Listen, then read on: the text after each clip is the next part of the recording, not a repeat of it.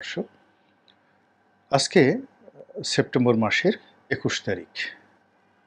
গতকাল রাতে, বলতে গেলে গভীর রাতে, হঠাৎ করে একটা টেলিফোন আসলো হোয়াটসঅ্যাপে। তো আমি ১ম এ বুঝতে পারিনি। এর কারণ হলো যে সেখানে কোনো ছবি ছিল না, নামও ছিল না, শুধু এম লিখা। তো আমি ১ম এ ফোনটা ধরিনি। এরপরে আবার ২য় বার ফোন, এবং ২য় বার ফোনের পর আমি যখন ফোনটা ধরলাম, তো ওই প্রান্ত থেকে সালাম দিয়ে বললেন যে, "আমার নাম বদিউল আলম মজুমদার। ডক্টর বদিউল আলম মজুমদার।" তো ভদ্রলোকের ফোন পাওয়ার পর আমি সঙ্গত কারণেই একটু সতর্ক হলাম। এই কারণে সতর্ক হলাম যে এই সময়টাতে তিনি একটি দায়িত্বপূর্ণ পদে আছেন, স্পর্শকাতর এবং দায়িত্বপূর্ণ পদে আছেন। নির্বাচন যে সংস্কার কমিটি বা কমিশন, সেই কমিশনের তিনি প্রধানতম ব্যক্তি। তার দায়িত্ব অনেক, কর্তব্য অনেক, এবং তার এই দায়িত্ব এবং কর্তব্য পালনের জন্য রাষ্ট্রের সর্বোচ্চ পর্যায় থেকে তাকে সব রকম লজিস্টিক সাপোর্ট দেওয়া হবে, এটাই স্বাভাবিক। তো সেই মানুষটি আমাকে টেলিফোন করেছেন। এটা যেমন একটি ঘটনা। আর দ্বিতীয় ঘটনা হলো যে ভদ্রলোককে নিয়ে আমি একটি ভিডিও করেছিলাম কয়েকদিন আগে। বেশ ভিডিওটি চলেছে। আমার পেজে যতটা না চলেছে বা আমার ইউটিউব চ্যানেলে যতটা না চলেছে তার চেয়ে অনেক অনেক বেশি অন্যান্য চ্যানেলগুলোতে যারা কপি করেন আমার এই লেখাগুলো, তারা সেগুলো চালাচ্ছেন এবং ক্ষেত্র বিশেষে ক্ষুদ্র ক্ষুদ্র ভাগ করে করে অনেকে এটা প্রচার করছেন। অর্থাৎ যার যতটুকু প্রয়োজন এবং যার যতটুকু ব্যবহার করলে তার লাভ হবে, বদিউল আলম সাহেবের ক্ষতি হবে, কিংবা আমি বিপদে পড়ব, ঠিক সেইভাবেই অনেকেই সেই ভিডিওটিকে করেছেন। এটা বাংলাদেশে অহরহ হয়ে থাকে। তো আমি জানি যে এরকম যেহেতু অহরহ হয়ে যায়, সেই কারণে সঙ্গত কারণে তার যে টেলিফোন, সেই টেলিফোন পেয়ে আমি বিব্রত বোধ করলাম, অনেকটা বিব্রত বোধ করলাম। তবুও অনেকটা সৌজন্যের খাতিরে আমি জিজ্ঞেস করলাম যে, "ভাই কেমন আছেন?" তো তিনি এমনিতে ভদ্রলোক মানুষ, এবং যেন তেন ভদ্রলোক নন, অভিজাত এবং শিক্ষিত পরিবারের ভদ্রলোক মানুষ। তার জন্ম ১৯৪৬ সনে ব্রিটিশ ভারতে। এখন তার বয়স কাগজপত্র অনুযায়ী ৭৮ বছর।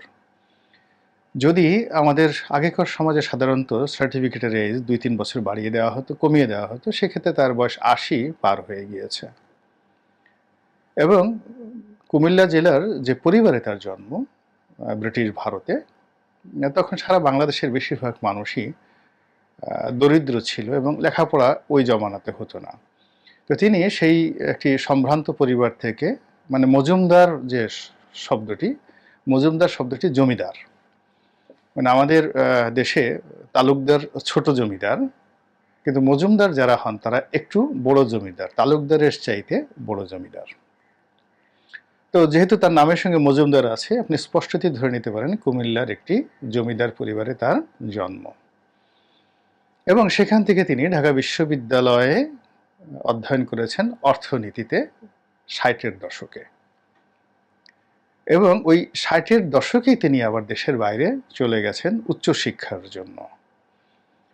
তো দেশের বাইরে ৬০-এর দশকে যারা আমেরিকাতে, কানাডাতে, পশ্চিমা দেশে পিএইচডি করার জন্য গিয়েছেন, তারা সঙ্গত কারণেই আমাদের দেশের মধ্যবিত্ত পরিবারের নয়, সাধারণ ব্যবসায়ী পরিবারের নয়, শিক্ষা দীক্ষার একটা অতি উচ্চ পর্যায়ের যে অবস্থান, সেখানেই তারা অবস্থান না করলে সাধারণত যান না। তো উনিও সেখানে গিয়েছেন, দীর্ঘদিন সেখানে থেকেছেন এবং প্রায় ২৫ বছর কানাডা এবং আমেরিকাতে পড়াশোনা করেছেন। তারপর বাংলাদেশে এসেছেন। কথাগুলো বলছি যে আমি যে সমালোচনাগুলো করেছি আর তিনি যে বক্তব্য দিয়েছেন, আমাদের মধ্যে যে কথোপকথন কোন পর্যায়ে হয়েছে সেটা বোঝানোর জন্য। সেটা হলো যে তো তিনি সেখানে গিয়েছেন, এবং পশ্চিমা দুনিয়াতে যদি আপনি দীর্ঘদিন থাকেন, আমেরিকাতে বা ইউরোপে দীর্ঘদিন থাকেন, সেক্ষেত্রে আপনার যে মন মানসিকতা পশ্চিমা ধাঁচের হয়ে যায়, মোর লিবারেল, মোর ডেমোক্রেটিক এবং অনেক সৌজন্যবোধ থাকে। আবার আমাদের দেশ থেকে যে সমস্ত লোকজন খুব অপেশাদারিত্ব মানে এখান থেকে বলতে গেলে বিতাড়িত হয়ে যান, পালানোর জন্য লন্ডনে আমেরিকাতে যান, নিজেদের অবৈধ অর্থ নিয়ে সেখানে ভোগ বিলাসের জন্য যান, ওদের চরিত্রে আবার উল্টো ঘটনা ঘটে। তারা খুব রুক্ষ হয়ে যান, বেয়াদব হয়ে যান, অশালীন হয়ে যান। আবার ওখানে গিয়ে যারা খুব কষ্টকর পরিশ্রম করে, যেমন ড্রাইভারি করেন, এখন ড্রাইভারি করাটা সত্যিকার অর্থে ইউরোপে আমেরিকাতে বিশেষ করে খুব কঠিন, যেখানে র্যাসিজম আছে। তো যারা ড্রাইভিং পেশায় নিযুক্ত তাদেরকে প্রায়ই বিরূপ পরিস্থিতিতে পড়তে হয়, বিশেষ করে যখন আফ্রিকান কোনো যাত্রী গাড়িতে ওঠেন, অনেক ক্ষেত্রেই দেখা যাচ্ছে সেখানে বিরূপ পরিস্থিতির সৃষ্টি হয়, ইন্ডিয়ান, পাকিস্তানি। তো বাংলাদেশের ড্রাইভারদের চাইতে আমেরিকায় যারা ড্রাইভারি পেশায় নিয়োজিত তাদেরকে অনেক টাফ সময় পার করতে হয়। এই কারণে এই পেশায় যে যতই টাকা রোজগার করুক না কেন, তাদের মধ্যে এক ধরনের রুক্ষতা থাকে, ফ্রাস্ট্রেশন থাকে, এবং যাকে বলা হয় আমাদের দেশের ড্রাইভার হেল্পাররা, যারা পাবলিক বাসের ড্রাইভার হেল্পারদের যে ধরনের মন মেজাজ, অভ্যাস, চরিত্র, আমাদের দেশে যেমন অনেকে দেখবেন যে ট্রাক ড্রাইভাররা অনেক মন্দ কাজ করে, আমি আর নাম বললাম না। তো ওইরকম দেখা যাচ্ছে যে প্রেশারের মধ্যে থাকলে যে কোনো লোকই এরকম মন্দ কাজ করতে পারে। তো বদিউল আলম মজুমদার ঠিক ওইরকম আমেরিকাতে গিয়ে, কানাডাতে গিয়ে তিনি পড়াশোনা করেছেন এবং শিক্ষকতা করেছেন দীর্ঘদিন। ফলে তার মধ্যে ওই বিনম্রতা ছিল, কিন্তু বাস্তবতাটা হলো যে তিনি যখন বাংলাদেশে এলেন, আবার এসেছেনও অনেকটা রাজপুত্রের মতো। আমেরিকার একটি প্রতিষ্ঠান আছে, দ্য হাঙ্গার প্রজেক্ট। এই প্রজেক্টের কান্ট্রি ডিরেক্টর হয়ে তিনি বাংলাদেশে দীর্ঘদিন দায়িত্ব পালন করেছেন, এখন করছেন কিনা বলতে পারবো না। এবং এই প্রতিষ্ঠানটির ভাইস প্রেসিডেন্ট, অনেক বড় পদ, সেই পদে থেকে এরপরে তিনি সামাজিক সংগঠন সুজন, যেখানে আমি আমার আগের ভিডিওতে বলেছিলাম এটা একটা এনজিও, উনি আমাকে জানালেন যে এটা একটা এনজিও না, এটা একটা সামাজিক সংগঠন, নিজেদের পয়সায় এটা উনি পরিচালনা করেন। তো যাই হোক, তিনি যখন টেলিফোন করলেন আমাকে, টেলিফোন করে তিনি আমাকে বললেন যে ভাই, আমার প্রতি তো জুলুম হয়েছে। মানে তার এই কথা শোনার পর আমি নিজে অনেকটা স্তব্ধ হয়ে গেলাম যে আমার বাবার বয়সী একজন মানুষ, তিনি আমাকে বললেন যে ভাই, আপনি আমার প্রতি জুলুম করেছেন, এখানে অনেকগুলো কথা বলেছেন যে কথা আমার জন্য প্রযোজ্য নয়। তা আমি আর নিস্তব্ধ হয়ে গেলাম, আমার গলা শুকিয়ে গেল। এর কারণ হলো, তিনি যদি আমার সঙ্গে চ্যালেঞ্জ করতেন, কোনো বিষয় নিয়ে বার্গেনিং করতেন, বিতর্ক করতেন, তাহলে আমি যে কথাগুলো তাকে বলেছি, অভিযোগগুলো করেছি, সেই অভিযোগগুলো নিয়ে আমি তার সাথে বিতর্ক করতে পারতাম। কিন্তু তিনি যখন আমার কাছেই বিচার চাইলেন এবং বললেন যে আপনি আমার প্রতি জুলুম করেছেন, আমি মজলুম হয়ে গিয়েছি, আমি আপনার বিবেকের সাহায্য চাই, সহযোগিতা চাই। তো এই যে একটা submission, it's a gentle submission. তো সেই জেন্টাল সাবমিশনে আমি তাকে আমার কথাগুলো বললাম যে দেখেন, আমি আপনার বিরুদ্ধে মাত্র দুটো অভিযোগ করেছি। প্রথম অভিযোগ হলো যে আপনি একটা টক শোতে গিয়ে বা একটা অনুষ্ঠানে গিয়ে বলেছেন যে আওয়ামী লীগকে ছাড়া নির্বাচন করলে এটি বৈধতা পাবে। কোন পরিস্থিতিতে, কোন অবস্থাতে, কি করেছেন না করেছেন এটা নিয়ে আমি প্রশ্ন করব না, শুধুমাত্র এই বিষয়ে আমার অভিজ্ঞতাটা আপনাকে বলি। আমি বললাম যে আমি যে পরিবারের সন্তান, সেই পরিবার সেই ব্রিটিশ জমানা থেকে যখন ইলেকশন শুরু হয়েছে ইন 1936, তখন থেকে আমার আত্মীয় স্বজনেরা নির্বাচন করে আসছে সেই ফরিদপুর থেকে। এরপর 36, এরপরে 46, এরপর 54, 54-র পরে 70, মানে সব সময়টাতে এবং আজ পর্যন্ত সবসময় আমাদের নিকট আত্মীয়, রক্তের আত্মীয়রা সবসময় পার্লামেন্টে ছিলেন।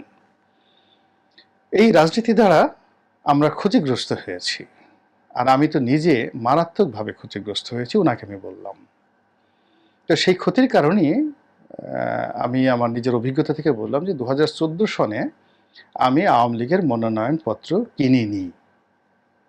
আওয়ামী লীগ থেকে আমাকে বহিষ্কার করা হয়নি এবং আমি তখন আওয়ামী লীগের অন্যতম আকর্ষণীয় একজন প্রার্থী।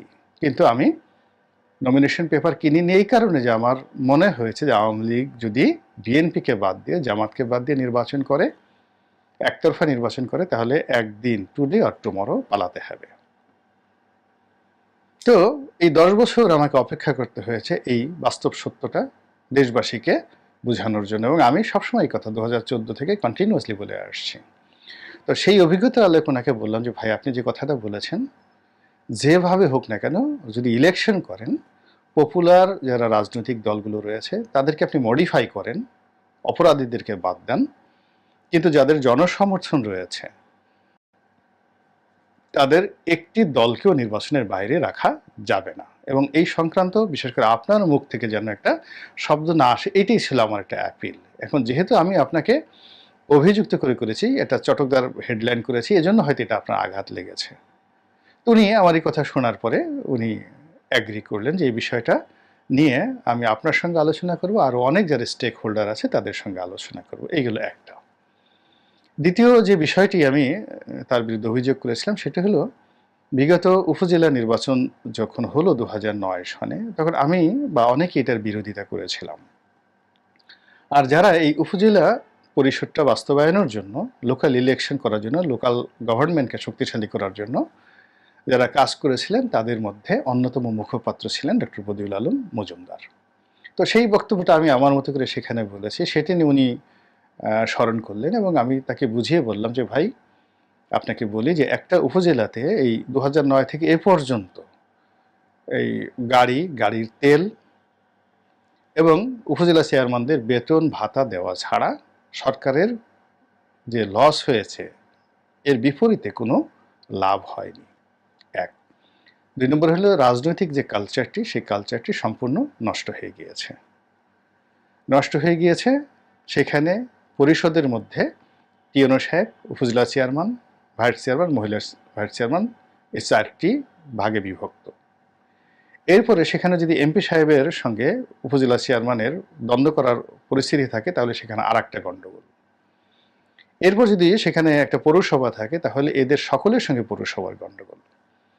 তো এটা আসলে রাজনৈতিক যে শক্তি 2009 থেকে এই পর্যন্ত সর্বনাশ করে ছেড়েছে। আর বিনিময়ে আমলাতন্ত্রের যে ক্ষমতা, পুলিশ, ডিসি, এসপি, টিওনেদের ক্ষমতা বেড়েছে। এই বিষয়টি আমি আপনাকে আসলে তখনও বলেছিলাম এবং এখনও ওই বিষয়টা আপনাকে আমি স্মরণ করাই দিচ্ছি, যেহেতু আপনি সামনের দিনে যাবেন। এখানে একটা ব্যাপার হলো, তখন তিনি বললেন যে ভাই, আমরা তো আসলে স্থানীয় সরকারটাকে শক্তিশালী করতে চেয়েছি আমলাতন্ত্রকে দমন করার জন্য। তখন আমি বললাম যে দেখেন, আমি আমেরিকাতে পড়াশোনা করেছি স্থানীয় সরকারের উপর। তো স্থানীয় সরকারের মূল থিম হলো যে স্থানীয় সরকার তারাই হবে যারা স্থানীয় সরকারের অধীনের যত রেভিনিউ কালেকশন, উপজেলার যত রেভিনিউ কালেকশন সে করবে এবং সেটা দিয়ে উপজেলার যাকে যাকে সে বেতন দেবে, ভাতা দেবে, তারাই তার অধীন থাকবে।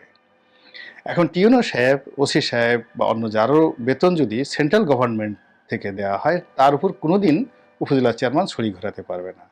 তা আমাদের তো রেভিনিউ কালেকশনটা ওইভাবে হচ্ছে না, ফলে এটা কোনো অবস্থাতেই স্বাধীন এবং সার্বভৌম হতে পারবে না, শত চেষ্টা করলেও পারবে না। এই গেল এক।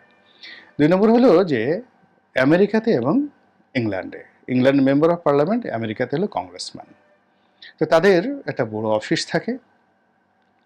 তো সেই বড় অফিস থাকে, কেমন অফিস থাকে, ধরুন আমেরিকার একজন কংগ্রেসম্যানের কথা বলি। আমি যে কংগ্রেসম্যানের সঙ্গে কাজ করেছি কয়েক মাস, ওনার নাম ছিল ডেন্নি ডেভিস। একদম শিকাগোর ডাউন টাউনের তিনি সংসদ সদস্য, একেবারে শিকাগোর যে সিয়ার্স টাওয়ার্স তার ওই এলাকার তিনি সংসদ সদস্য, 7 বারের কংগ্রেসম্যান, অত্যন্ত প্রভাবশালী, ব্যক্তিত্ব সম্পন্ন এবং আমেরিকার রাজনীতিতে খুব বিখ্যাত। তো ধরুন তার বেতন, সরকার থেকে পারিতোষিক তিনি ওই আমলে পেতেন $16,000 থেকে $17,000 পার ইয়ার। কিন্তু তার যে একটা অফিস সেখানে ছিল, সেই অফিসটা মেনটেন করার জন্য সরকার তাকে দিত ওই আমলে $3.5 লাখ প্রতি মাসে। $3.5 লাখ মানে বাংলাদেশি টাকায় প্রায় 4 কোটি টাকা প্রতি মাসে। তো সেখানে 50 থেকে 60 জন কর্মকর্তা কর্মচারী সেখানে ছিলেন এবং তারা তার কনস্টিটিউয়েন্সির যত অভাব অভিযোগ, যেটা কেন্দ্রীয় সরকারের নিকট ওই অফিস হয়ে যেতে হতো, আর কেন্দ্রীয় সরকারের যত দান অনুদান, যত নির্দেশনা সবই ওই অফিসের মাধ্যমে হতো। তো এই হলো কংগ্রেসম্যানদের দায়িত্ব এবং কর্তব্য। আমরা বাংলাদেশে বসে মনে করি সে শুধু আইন প্রণয়ন করবে। ইংল্যান্ডে আরও কাজের যে ব্যাপ্তি, অর্থাৎ স্থানীয় সরকার কাউন্সিলর যারা নিজেরা আয় করে উপার্জন করে, রেভিনিউ করে, তারা এমপির অধীন নয়, কিন্তু সেন্ট্রাল গভর্নমেন্টের যত কিছু বরাদ্দ, ডেভেলপমেন্ট সব কিন্তু মেম্বার অফ পার্লামেন্টের অধীন। তো এই বিষয়টা আমি তাকে যখন বললাম, তিনি বললেন যে আমিও এই বিষয়টা জানি, অর্থাৎ উনি সেই বিষয়টা জানেন। আমি যেহেতু বললাম যে আপনি যেহেতু একটা রিফর্ম করছেন, তো এই বিষয়গুলো নিয়ে আবার যেন আমাদের দ্বিতীয়বার ভুল না হয়। ক্ষমতা মানে আমি দুষ্টমি করে বললাম যে সবাই অনেক সময় নিজের স্ত্রীকে 1000 বছর ভাইদের সাথে অন্যের সাথে শেয়ার করে।